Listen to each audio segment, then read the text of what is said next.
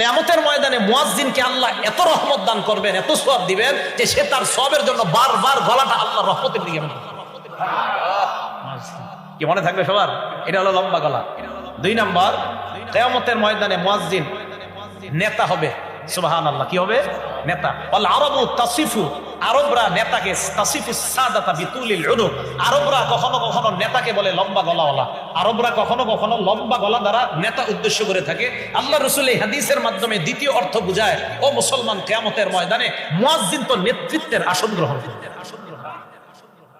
আপনারা চাই স্টলে একজন আরেকজন ইনশাআল্লাহ এই কথাটা বুঝাইতে পারবেন না, এলাকার ভাষায় বুঝাই দিবেন। আমরা গীবত শিকায়াত করব না, আমরা এইগুলো আলোচনা করব ইনশাআল্লাহ। আল্লাহ আমাদেরকে তৌফিক দান করে দেয়।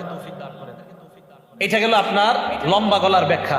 তাহলে 3 নাম্বার, কিয়ামতের ময়দানে মুয়াজ্জিনের গলাটা হবে সবচেয়ে লম্বা। 4 নাম্বার ফজিলত, আশ-শাইতানু ইয়াফিরু মিনাল আযান, আযান দিলে শয়তান দৌড়ায় পালায়। সুবহানাল্লাহ, আযান দিলে শয়তান দৌড়ায় পালায়। এখন একটা হাদিস শোনাবো, হাদিস শোনার পরে সত্যি করে বলবেন আপনার ওই অবস্থা হয় কিনা। আগে হাদিসটা শুনেন। সহিহ বুখারী হাদিস নাম্বার 608 নাম্বার হাদিস। এই হাদিসের বর্ণনাকারী আবু হুরায়রা রাদিয়াল্লাহু তাআলা আনহু, তিনি বলেন, عن أبي هريرة رضي الله تعالى عنه قال قال رسول الله صلى الله عليه وسلم إذا نودي للصلاة أدبر الشيطان وله درات, আযান যখন দেওয়া হয় শয়তান পিছনের রাস্তায় হাওয়া ছাড়তে ছাড়তে পালায়। সুবহানাল্লাহ। হাত্তা লা ইয়াসমা'ু আত-তাযীন, এমন দূরত্বে চলে যায় যে দূরে গেলে আর আযান শোনা যায় না। এই জন্য মাইকের আযানের আওয়াজ যত দূরে যাবে শয়তান এই পরিমাণ দূরে চলে যায় যেন আর আযানের আওয়াজ শোনা না যায়। এরপরে দেখেন, হাত্তা ইযা কাদান নিদা, মুয়াজ্জিন সাহেব যখন আযান শেষ করে, আকবালা শয়তান আবার আয়েশা মসজিদের আশেপাশে ঘুরতে থাকে আর মুসল্লিদের অপেক্ষা করতে থাকে, আসো মুসল্লিরা আসো। হাত্তা ইযা সুওয়িবা বিস-সালাহ, এরপর যখন আযান ইকামত দেওয়া হয়, কি ইকামত দেওয়া হয় না, আদবারা শয়তান আবার পালায়। হাত্তা লা ইয়াসমা'ু তাসবিব, ইকামত যেন শোনা না যায় এই দূরত্ব পালায় যায়। হাত্তা ইযা কাদাত তাসবিবা, ইকামত শেষ হলে আবার শয়তান দৌড়ে আসার পর হাত্তা ইয়াখতুরা বাইনাল মারই ওয়া নাফসি, মানুষের মাঝে আর তার নফসের মাঝে শয়তান বৈশা ধোঁকা দেওয়ার চেষ্টা করে। আর শয়তান ওই ব্যক্তিকে বলে উযকুর কাযা ওয়া কাযা লিমা লাম ইয়াযকুর, শয়তান মুসল্লিকে বলে ওইটা স্মরণ কর, ওইটা স্মরণ কর, যেগুলো নামাজের বাইরে মুসল্লির কোনোদিনও স্মরণ হয় না। এই হাদিসের অনুবাদ এটা, শয়তান মুসল্লিরে কয় এটা স্মরণ কর, ওটা স্মরণ কর, লিমা লাম ইয়াযকুর, যেটা এই মুসল্লি জিন্দেগিতেও স্মরণ করে না নামাজে। যেমন আপনি নামাজে দাঁড়াইছেন, আপনার বয়স বর্তমানে 31 বছর 32 বছর, শয়তান আপনার বলবে তুই যে 7 বছর বয়সে তোকে ডেঙ্গাটা দিয়ে হাঁটছিলি মনে আসিনি, আচ্ছা কি দরকার আছে এটা এখন মনে করা না। এইগুলা ফাউল জিনিস শয়তান আপনাকে মনে করাবে নামাজে। রাসূল বলেন শয়তান আপনাকে বলবে উযকুর কাযা ওয়া কাযা লিমা লাম ইয়াযকুর, তোমার এমন এমন জিনিস শয়তান মনে করাবে যেগুলো তোমার জিন্দেগিতেও মনে পড়ে না। এবার সত্যি করে বলেন তো এরকম জিনিস আসে কিনা নামাজে? নামাজে দেখবেন যত আজগুবি, আপনার নামাজে মনে হবে আমি যদি বিল ক্লিনটন হইতাম, আচ্ছা কি দরকার আছে আপনার এটা মনে হয়। এইগুলা শয়তান আপনাকে নামাজে এরকম মনে করাবে। রাসূল আকরাম সাল্লাল্লাহু আলাইহি সাল্লাম বলেন শয়তান আযান শুনলে পালায়। তাহলে বলেন তো যে জিনিসের মাধ্যমে শয়তানকে দৌড়ের উপর রাখা যায় এই আমলটার নাম কি? আযান। সবাই বলেন এই আমলের নাম কি? তো আমরাও চাই না, আমরা ইনশাআল্লাহ একদিন আমাদের এই অস্ত্র দিয়া শয়তানকে দৌড়ের উপর রাখবো। কারা কারা চাই ইনশাআল্লাহ? তাহলে অন্তত জীবনে একদিন হলে আযান দিয়েন, যেন আপনার আযানে শয়তান দৌড়ের উপর থাকে। আল্লাহরে বলতে পারবে আল্লাহ ওরে একদিন দৌড়ের উপর আমি রাখছি। আযানের 10টা ফজিলত আমরা মনে রাখবো। বলেন কয়টা? 10টা। দেখি ফজিলত জানার পর কারা কারা আযান দেন দেখি। 1 নাম্বার, আযানের আওয়াজ পৃথিবীর শ্রেষ্ঠ আওয়াজ। সুবহানাল্লাহ। সূরা ফুসসিলাত বা হামিম আস-সাজদার 33 নম্বর আয়াতে আল্লাহ বলেন ওয়ামান আহসানু কাওলাম মিম্মান দাআ ইলাল্লাহি ওয়া আমিলা সালিহান ওয়া ক্বালা ইন্নানি মিনাল মুসলিমিন। আল্লাহ বলেন ওই ব্যক্তির চাইতে উত্তম কথা আর কার, দামি কথা কার, যেই ব্যক্তি মানুষকে কল্যাণের দিকে আহ্বান জানায়। আয়াতের 5টি ব্যাখ্যা পাওয়া যায়, অনেকগুলা ব্যাখ্যার মধ্যে মূল 5টা বক্তব্য পাওয়া যায়। 1 নাম্বার, হাদিহি আম্মাতুন ফি কুল্লি মান দাআন নাস ইলা খায়র, এই আয়াত প্রত্যেক ওই ব্যক্তির ক্ষেত্রে প্রযোজ্য যেই ব্যক্তি মানুষকে কল্যাণের দিকে আহ্বান জানায়। দাওয়াত ও তাবলীগের মাধ্যমে যারা মানুষকে কল্যাণের দিকে আহ্বান জানায় তারাও এই আয়াতের উদ্দেশ্য। ওয়া রাসূলুল্লাহি আওলান নাসি বিযালিকা, এই আয়াতের মধ্যে শ্রেষ্ঠ উদ্দেশ্য যিনি দুনিয়ার শ্রেষ্ঠ আহ্বানকারীর নাম মুহাম্মাদুর রাসূলুল্লাহ সাল্লাল্লাহু আলাইহি ওয়াসাল্লাম। আল্লাহ নবী হলেন পৃথিবীর সবচাইতে শ্রেষ্ঠ কল্যাণের আহ্বানকারী। এক নম্বর ব্যাখ্যা। দুই নম্বর ব্যাখ্যা, এই আয়াত দ্বারা উদ্দেশ্য সবচেয়ে শ্রেষ্ঠ কথা কার কথা? দুই নম্বর উদ্দেশ্য আল মুআজ্জিনুন আস-সুলাহা, নেককার মুয়াজ্জিন যারা, তারা উদ্দেশ্য দুই নম্বর। তিন নম্বর, আম্মা যারা আয়েশা সিদ্দিকা বলেন হুয়াল মুআজ্জিনু হিনা ক্বালা হাইয়া আলাস সালাহ হাইয়া আলাল ফালাহ। আম্মা যারা আয়েশা বলেন মুয়াজ্জিন যখন বলে হাইয়া আলাস সালাহ হাইয়া আলাল ফালাহ, এই যে হাইয়া আলাল ফালাহ কথাটার চাইতে উত্তম কথা আম্মা জানা আয়েশা বলেন দুনিয়াতে আর এর চাইতে উত্তম কথা হতে পারে না। আসো কল্যাণের দিকে। আম্মা জানা আয়েশা বলেন মুয়াজ্জিনের এই কথাটা পৃথিবীর সবচাইতে শ্রেষ্ঠ দামি কথা। ৪ নাম্বার, হযরত ওমর বলেন আযান পৃথিবীর এত শ্রেষ্ঠ দামি। ওমর ইবনুল খাত্তাব বলেন লাউ কুনতু মুআজ্জিনা, আমি যদি মুয়াজ্জিন হতে পারতাম লা কামুলা আমরি, তাহলে আমার দায়িত্বটা পরিপূর্ণ হইতো। আমি মুয়াজ্জিন হতে পারি নাই, মনে হয় আমার দায়িত্ব পুরো হয় নাই। হযরত ওমর বলেন আমি খলিফা, আমি কত দায়িত্ব পাইছি, আল্লাহ আমাকে কত দায়িত্ব দিলেন, আমার দায়িত্ব পুরো হইতো যদি আমি মুয়াজ্জিন হতে পারতাম। কারণ মুয়াজ্জিনের আযান, মুয়াজ্জিনের আহ্বানের চাইতে শ্রেষ্ঠ আহ্বান আর কি হতে পারে। ৫ নাম্বার, হাসান বসরি রাহমাতুল্লাহি আলাইহি বলেন হাদা হাবিবুল্লাহ, মুয়াজ্জিন যখন আযান দেয় হাসান বসরি বলেন এই ব্যক্তি আল্লাহর হাবিব। সুবহানাল্লাহ। ২ নাম্বার, হাদা ওয়ালিউল্লাহ, মুয়াজ্জিন যখন আযান দেয় হাসান বসরি বলেন এই মুয়াজ্জিন যখন আযান দেয় মনে করবা হাদা ওয়ালিউল্লাহ, এটা আল্লাহর ওলি আযান দেয়। ৩ নাম্বার, হাদা আহাব্বু আহলিল আরদি ইলাল্লাহ, মুয়াজ্জিন যখন আযান দেন তখন তুমি নিশ্চিত মনে করবা এই মুয়াজ্জিন দুনিয়ার মধ্যে আল্লাহর কাছে সবচাইতে মাহবুব বান্দা হয়ে যায়। আযান দিবেন নি? আসলে দিবেন না? আপনারা অপেক্ষা থাকেন কখন মুয়াজ্জিন আসবে, ৫ মিনিট দেরি করলে বাস পরের দিন চাকরি শেষ, এই অপেক্ষায় থাকে মুসলমান। আমি কিন্তু আযান দেওয়ার চান্স নেই, আমি যে মসজিদে তাফসীর করি ওখানেও দেশে গেলে দেশে, আমার অত সুন্দর হয় না এটা জানি আমি, কিন্তু আমি তো ওই যে ফজিলত, এটা তো ফজিলত অনেক বেশি। তো কোনো জায়গায় গেলে আর সফরের মধ্যে বিভিন্ন জায়গায় গেলে মসজিদের মুয়াজ্জিন থাকে না, ইমামও থাকে না অনেক জায়গায়, তো ওখানে গিয়ে চান্স নেই। এই নিয়তে আল্লাহ আমার কথাটা দামি কথা, পৃথিবীর শ্রেষ্ঠ, এই কারণে দিতেছে আল্লাহ। আমি দামি মানুষ না, কিন্তু আমার মুখ দিয়ে যেটা বের হচ্ছে আল্লাহ এটা আমি বিশ্বাস করি এটা দামি কথা। ১ নাম্বার, মুয়াজ্জিনের কথা পৃথিবীর শ্রেষ্ঠ কথা, তাহলে মুয়াজ্জিনদেরকে সম্মান করবো তো ইনশাআল্লাহ। ২ নাম্বার, মানুষ যদি জানতো আযান দেওয়ার কি ফজিলত, তাহলে আপনারা এই এলাকাবাসী লটারি করে আপনার নামটা আনার চেষ্টা করতেন যে হুজুর লটারি দেন প্রয়োজনে, তাও আমার নামও যেন অন্তত আসে, আমি যেন আযান দিতে পারি। কারণ ফজিলত জানলে কেউ আরেকজনকে চান্স দিবে না, বাধ্য হয়ে মানুষ লটারি করতো কে কার আগে আযান দিবে। দলিল সহিহ বুখারী ৬৫২ নম্বর হাদিস। عن أبي هريرة رضي الله تعالى عنه قال قال رسول الله صلى الله عليه وسلم, আবু হুরায়রা রাদিয়াল্লাহু তাআলা আনহুর বর্ণনা, আল্লাহর নবী বলেন বাইনামা রাজুলুন ইয়ামশি বিতরিক ওয়াজাদা মুসলিন আলা শাওয়াজাদা হুসনা শাওকিন ফিত তরিক বা আলা তরিক। নবীজি বলেন এক ব্যক্তি রাস্তা দিয়ে হাঁটতেছে, হাঁটতে হাঁটতে হঠাৎ একটা কাঁটাযুক্ত ডাল পেয়ে যায়। কাঁটাযুক্ত ডাল পাওয়ার পর ফাখরাহু, এই মনে করে কাঁটাযুক্ত ডালটা রাস্তা থেকে সরায় দেয়। কোনো মুসলমান এই ডালের মধ্যে পড়ে আঘাত পেতে পারে, কোনো মানুষ কষ্ট পেতে পারে। একটা সুই পাইছেন রাস্তায় ফালাই দিয়েছেন, একটা ইটের টুকরা, যে টুকরা আপনার পায়ে লাগছে, আপনি চিন্তা করলেন আমার আরেক মুসলমানের পায়েও লাগতে পারে, এই টুকরাটা আপনি সরাইয়া দিয়েছেন। একটা কলার সিলকা, এটাতে আপনি পিছলা খেয়েছেন, আপনি চিন্তা করলেন আমার আরেক মুসলমান ভাইও এই সমস্যায় পড়তে পারে, আপনি সরাইয়া দিলেন। আল্লাহ নবী বলেন ফাশাকারাল্লাহ, আল্লাহ আপনার এই আমলটা এত কবুল করে নেয়, আল্লাহ আপনার প্রতি সন্তুষ্ট হয়ে যায়। ও গফরলা, শুধু তাই নয়, আল্লাহ নবী বলেন তার আগে জিন্দেগীর সব গুনাহগুলো মাফ করে দেয়।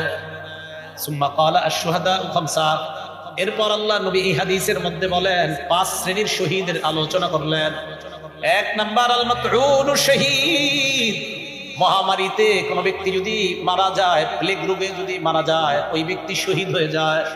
২ নাম্বার আল মাবতুনু শহীদ, পেটের রোগে যদি কেউ মারা যায়, কলেরা ডায়রিয়া হয়ে মারা গেলে ওই ব্যক্তি শহীদ। হ্যাঁ, কলেরা ডায়রিয়া, এই ব্যক্তি শহীদ ২ নাম্বার। ৩ নাম্বার আল গরীকু শহীদ, কোন ব্যক্তি যদি পানিতে ডুবে মারা যায়, ওই ব্যক্তি শহীদ হয়ে যায়। ৪ নাম্বার সাহিবুল হাদামি শহীদ, কোন ব্যক্তি গাছের নিচে দাঁড়ায় আছে, ডাব পরে তাল পরে মারা যায়, ছাদের নিচে দাঁড়ায় আছে, ছাদ পরে মারা যায়।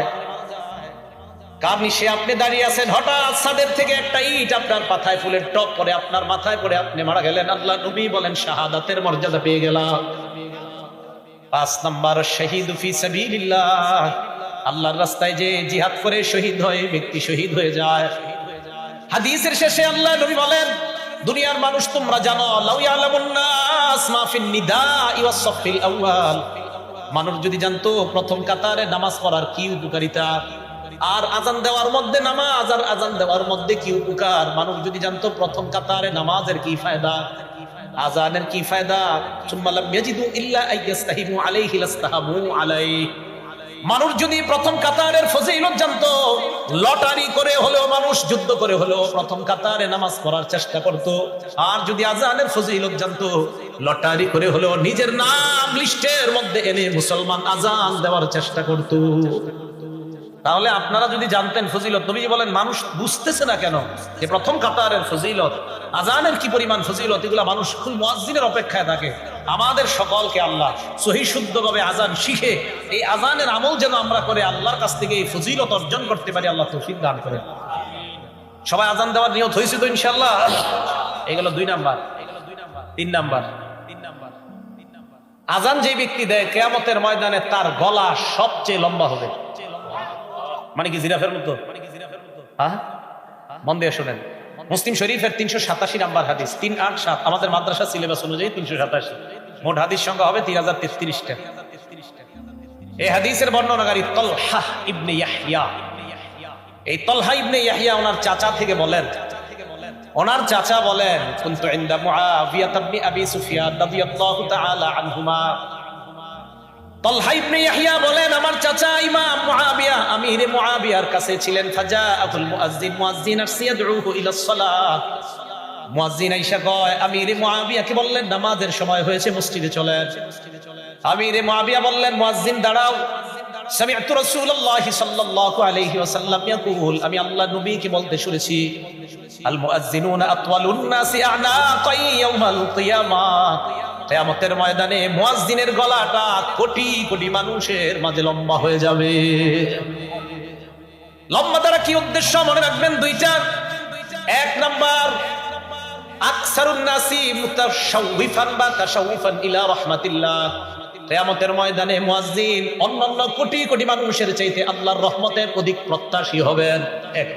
মুয়াজ্জিন আশায় থাকবে যে আমি মুয়াজ্জিন ছিলাম দুনিয়াতে, কিয়ামতের মাঠে আমি রহমতের বেশি প্রত্যাশী। নবী বলেন এই লম্বা গলা দ্বারা এটা উদ্দেশ্য।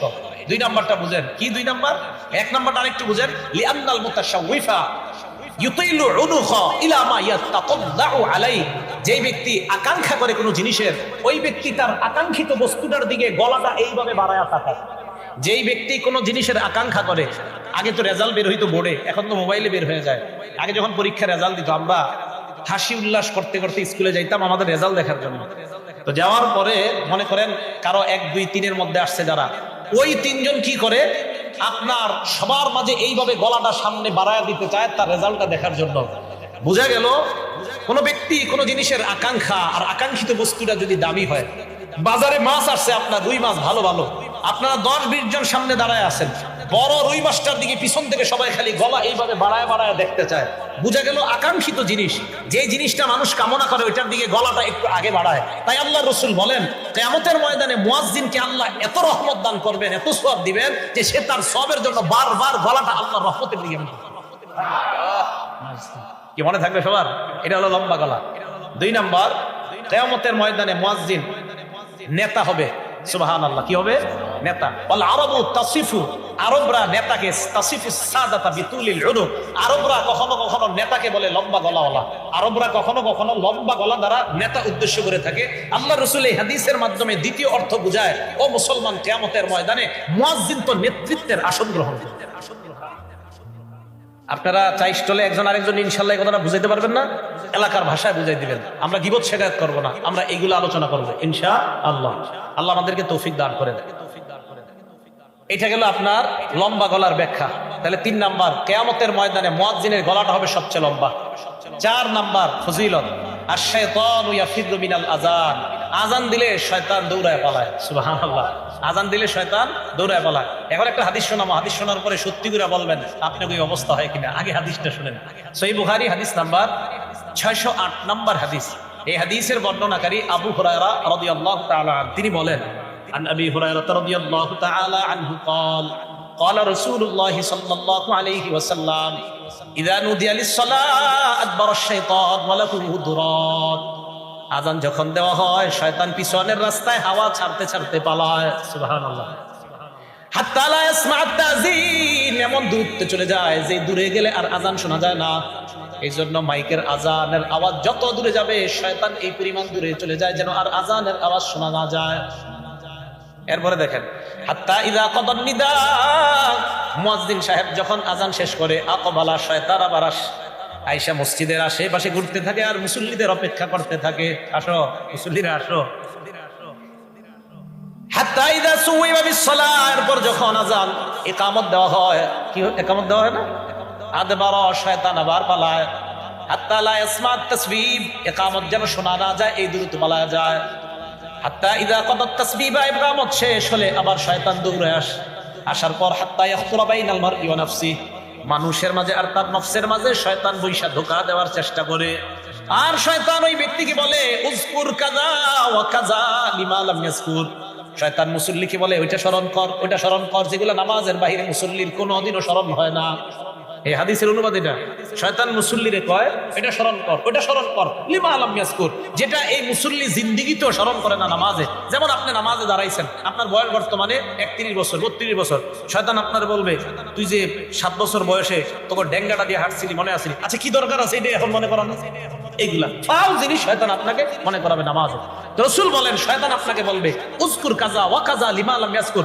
তোমার এমন এমন জিনিস শয়তান মনে করাবে যেগুলো তোমার জিন্দেগিতেও মনে পড়ে না এবার সত্যি করে বলেন তো এরকম জিনিস আসে কিনা নামাজে নামাজে দেখবেন যত আজগুবি আপনার নামাজে মনে হবে আমি যদি বিল ক্লিনটন হইতাম আচ্ছা কি দরকার আছে আপনার এটা মনে হয় এইগুলা শয়তান আপনাকে নামাজে এরকম মনে করাবে রাসূল আকরাম সাল্লাল্লাহু আলাইহি সাল্লাম বলেন শয়তান আযান শুনলে পালায় তাহলে বলেন তো যে জিনিসের মাধ্যমে শয়তানকে দৌড়ের উপর রাখা যায় এই আমলটার নাম কি আযান সবাই বলেন এই আমলের নাম কি তো আমরাও চাই না আমরা ইনশাআল্লাহ একদিন আমাদের এই অস্ত্র দিয়া শয়তানকে দৌড়ের উপর রাখবো কারা কারা চাই ইনশাআল্লাহ তাহলে অন্তত জীবনে একদিন হলে আযান দিয়ে যেন আপনার আযানে শয়তান দৌড়ের উপর থাকে আল্লাহরে বলতে পারবে আল্লাহ ওরে একদিন দৌড়ের উপর আমি রাখছি